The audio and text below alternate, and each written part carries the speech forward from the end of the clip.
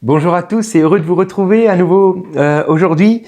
Alors j'ai une question pour nous. Selon vous, quelle est la personne qui reflète le plus le Seigneur Jésus dans l'Ancien Testament ?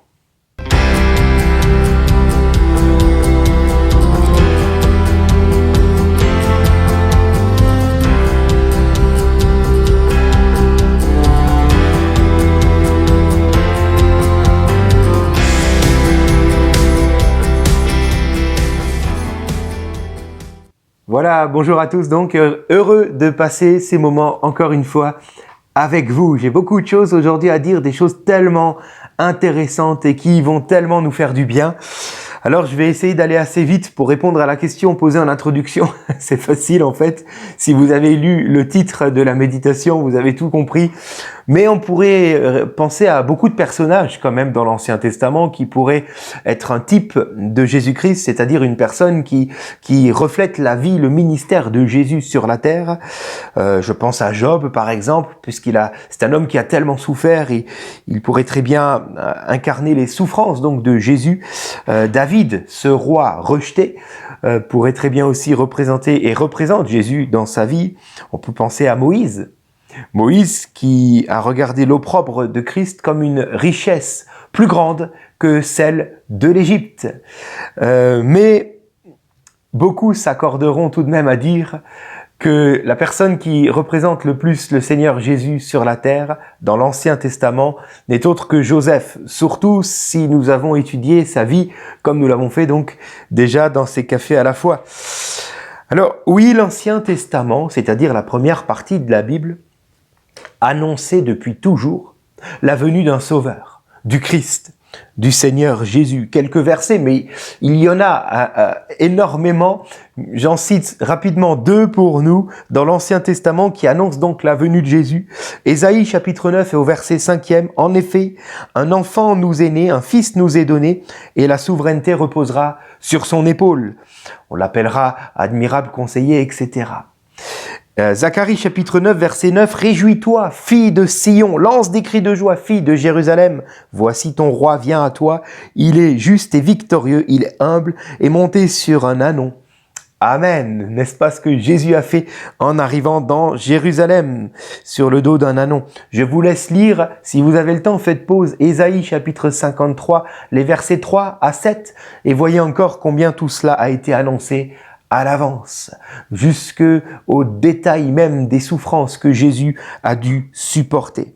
Mais si des versets en parlent, il y a aussi la vie de certains personnages de l'Ancien Testament, la vie de certains croyants qui préfigurent la venue, le ministère, les souffrances ou même la résurrection de Jésus-Christ.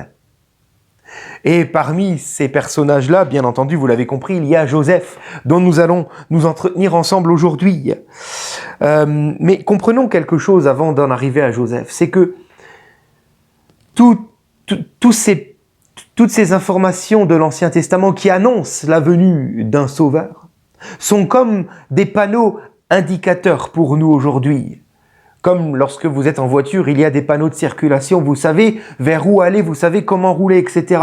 De la même manière, l'Ancien Testament foisonne de ces panneaux-là, qui nous annoncent la venue d'un Sauveur. Car oui, j'aimerais vraiment que nous puissions le retenir en fond aujourd'hui.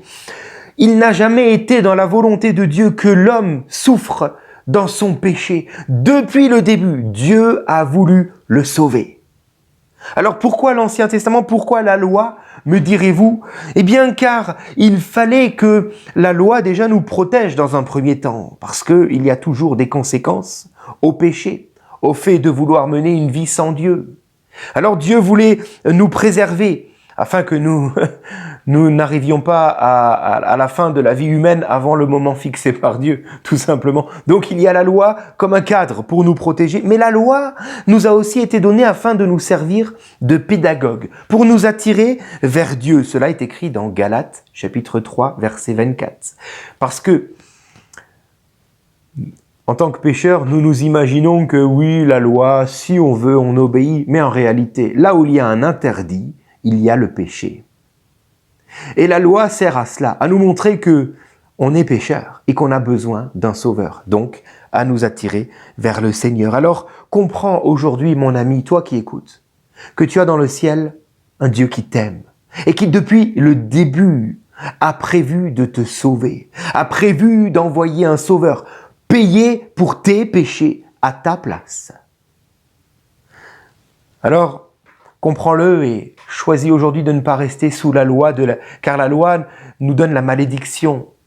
La loi ne nous permet pas de nous dégager du péché, de devenir bon. Mais la loi va nous faire continuer de pécher encore et encore. Et son issue, c'est la mort. Et même la mort éternelle, la séparation d'avec Dieu, l'enfer. Alors à partir d'aujourd'hui, choisis donc la grâce de venir courir et te jeter dans les bras de ton Sauveur, qui n'est autre que Jésus-Christ, car il a payé pour tes péchés, afin que tu sois pardonné, réconcilié avec ton Dieu, dès aujourd'hui, pour pouvoir marcher main dans la main, une vie nouvelle avec lui. Alors maintenant, voyons l'annonce de Christ dans la vie de Joseph. Je vais lire pour ne pas passer à côté de quelques informations. Je ne sais pas si vous avez, comme c'était suggéré la dernière fois, pris le temps de chercher quelques éléments, peut-être que vous auriez vous-même découvert dans la vie de Joseph et qui préfigure à l'avance ce que Jésus va vivre. Si vous l'avez fait, bravo. Bravo, cela montre votre attachement à la parole du Seigneur et combien vous l'aimez, combien vous voulez vous-même la méditer et chercher tous les trésors qu'elle renferme. Et puis nous allons les voir ensemble aujourd'hui, il y en a beaucoup. Donc, pour ne pas en rater quelques-uns, je vais plutôt rester à lire maintenant, mais soyons attentifs, c'est vraiment un trésor précieux. Déjà donc, dans le rejet que Joseph a pu vivre vis-à-vis donc de ses frères, je ne vais pas revenir, je pars du principe que nous connaissons maintenant la vie de Joseph. On en a suffisamment parlé. Joseph a donc été rejeté par ses frères. Déjà dans ce rejet-là, il y a beaucoup de similitudes avec Jésus. Joseph fut aimé par son père, comme Christ a pu être et est toujours aimé par le Père céleste. Joseph fut envié et haï par ses frères. C'est écrit dans Genèse 37,5. Ses frères le haïrent encore davantage. Quant à Jésus, il est dit dans Jean 15, 24, ils ont haï et moi et mon père. Pourtant, Joseph est envoyé par son père vers qui? Vers ses frères, afin de leur faire du bien. Et il acceptera d'y aller, sans broncher, entièrement soumis et obéissant à son père. Genèse 37,5, « Viens, je t'envoie vers eux, dit Jacob à Joseph. Il répondit, me voici. De la même manière, au sujet du Seigneur Jésus, il est écrit dans Luc 20, verset 13, « Le maître de la vigne dit, que ferai-je? J'y enverrai mon fils bien-aimé. » Hébreux 10, verset 9, « Alors j'ai dit, c'est Jésus qui parle, me voici, je viens, ô Dieu, pour faire ta volonté. » Mais l'autorité de Joseph, finalement, va être rejetée par ses frères. Encore une fois, Genèse 37, verset 8, « Régnerais-tu sur nous ?» disent-ils à Joseph. L'autorité du Seigneur Jésus aussi va être rejetée. Nous le lisons dans Luc 19, 14, « Nous ne voulons pas que celui-ci règne sur nous. » Ensuite, les frères de Joseph vont conspirer contre lui. Genèse 37, 18, « L'ayant vu de loin, ses frères se concertèrent pour le faire mourir. » De même pour Jésus, Luc 20, verset 14, « Quand les vignerons le virent, ils se dirent l'un à l'autre, « Venez, tuons-le. » Matthieu 27, verset 1er, « Tous les principaux sacrificateurs et les anciens du temple tinrent conseil pour faire mourir Jésus-Christ. » Dans Genèse 37, verset 23, il est aussi écrit « Aussitôt que Joseph fut venu auprès de ses frères, ils le dépouillèrent de sa tunique. » En ce qui concerne le Seigneur, il est écrit dans Matthieu 27, 35, « Ils partagèrent les habits de Jésus et les tirèrent au sort. » On continue, les frères de Joseph le vendirent aux Ismaélites pour 20 pièces d'argent. Quant au Seigneur Jésus, il est écrit dans Matthieu 26, 15 qu'il convenait de donner 30 pièces d'argent à celui qui allait leur livrer Jésus. Ainsi, on comprend que les frères de Joseph ont pensé pouvoir se débarrasser de Joseph en ayant commis ce crime, en l'ayant vendu comme esclave, comme cela, très loin d'eux, en Égypte. Mais ils ne pensaient à aucun moment que leur crime, finalement, allait devenir source de leur salut. De la même manière, qui aurait pensé que le fait de mettre Jésus sur la croix, préférant le haïr plutôt que de l'aimer, haïr celui qui pourtant ne nous aura fait que du bien, Qui aurait pensé que faire un tel acte abominable, finalement, serait source du salut de toute l'humanité? Continuons les similitudes entre Joseph et Jésus dans son service fidèle. Joseph, encore une fois, va montrer le Seigneur Jésus. Entre le fils bien-aimé du Père, mais haï et rejeté par ses frères, et le souverain vizir d'Égypte, Joseph va connaître des épisodes fâcheux et difficiles. On en a parlé. Joseph va être d'abord serviteur fidèle dans la maison de Potiphar. Jésus aussi est venu non pour être servi, mais pour servir. Matthieu chapitre 20, verset 28. Dans leur service, tous deux, Joseph et Jésus, dans leur service, Dieu sera avec eux. C'est écrit dans Genèse 39, verset 21, « L'Éternel fut avec Joseph », ainsi que dans Jean 16, verset 32, « Je ne suis pas seul car le Père est avec moi », dit Jésus. Et puis tout le monde est béni à cause de Joseph.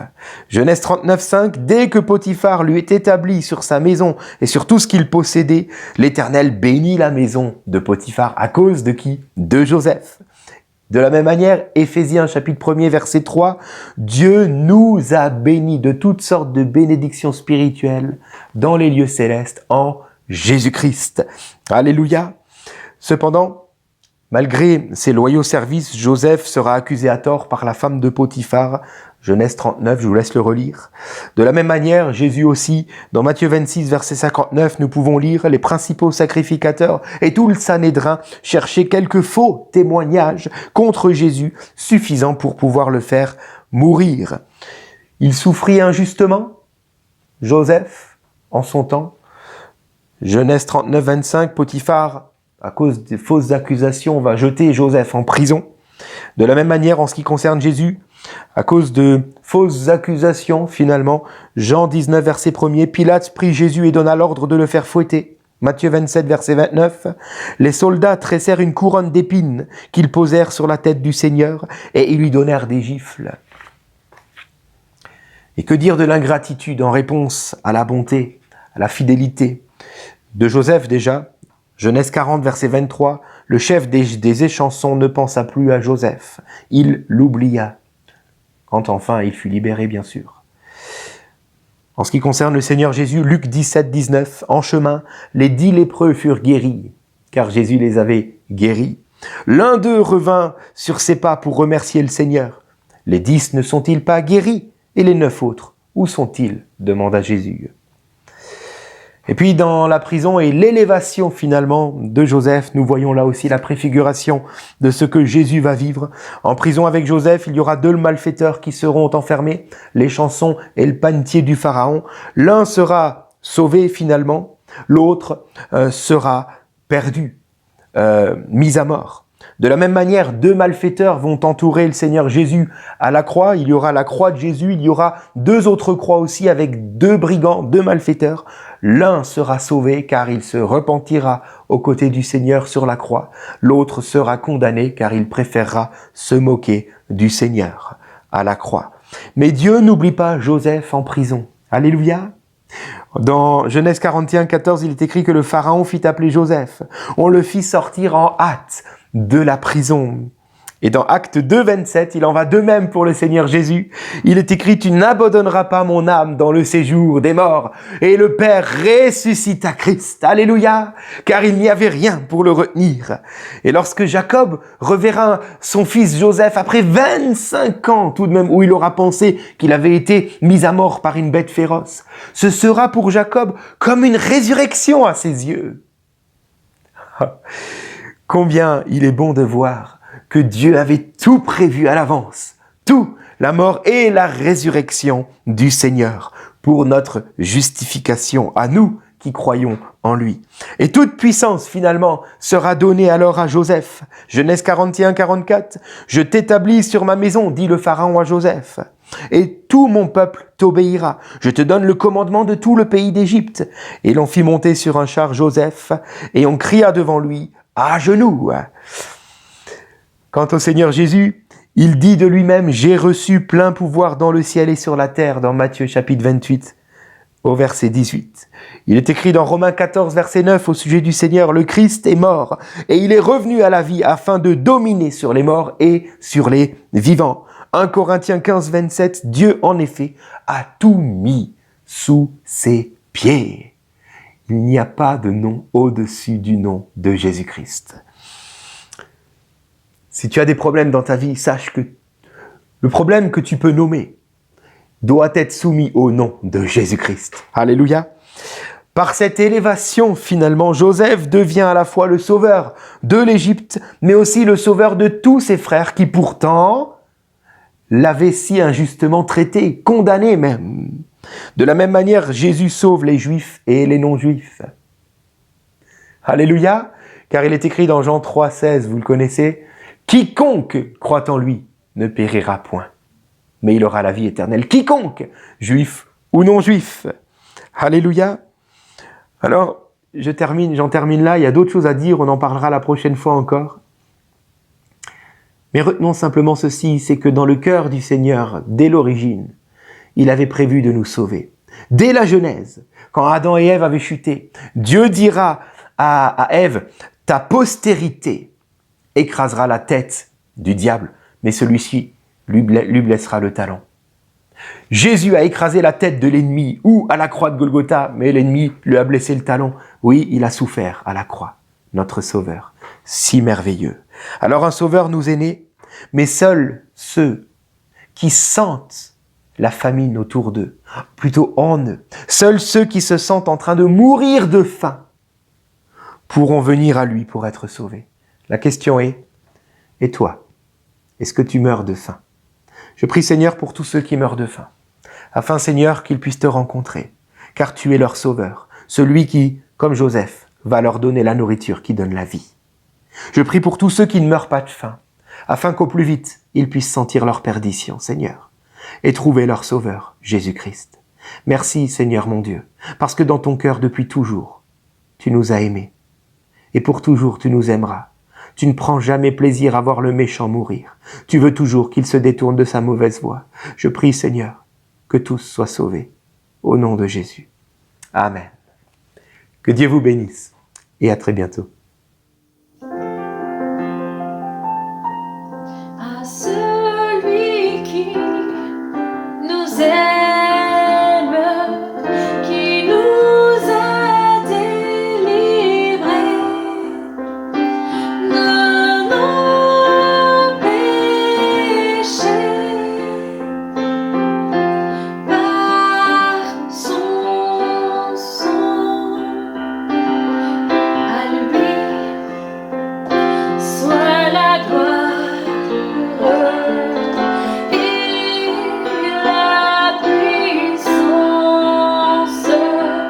À lui soit toute la gloire et la puissance